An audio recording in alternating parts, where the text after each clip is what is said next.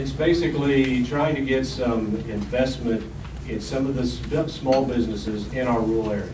But what happens usually is all of that money, and I think the last number that I saw was over 95% of that money that happens in those investments that are going on today, all happen in St. Louis and Kansas City.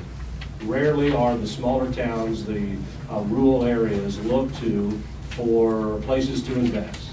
This group would invest in your business with the promise of creating more jobs or retaining jobs. They are then would be eligible to get, I believe it's 60% of that investment back as a tax credit in the future, but only if they hit the marks. The unique thing about this is they can't get all 60% at once.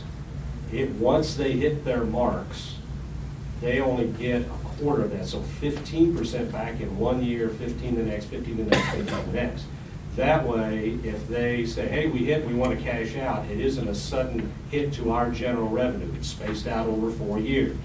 That's after they've already created the jobs that are creating more income tax and sales tax revenue to the state that is greater than the amount of the credits themselves.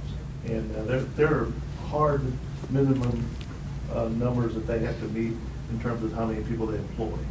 So this isn't a nebulous number. We know how many people it takes to get back what we're giving in tax credit. In the last 5 years, $415 million has been invested in either private equity, venture capital, or SBA type of investing in fewer than $5 million chunks, so small access to capital in the state of Missouri, $415 million. $19 million has been in these rural counties.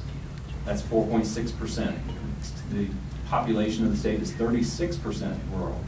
So you see a big disconnect between the population being rural and 4.6% of the investment going to those areas. We think investment and job creation in rural Missouri is vital, not only for those communities, but for the entire state. So with that, happy to support it.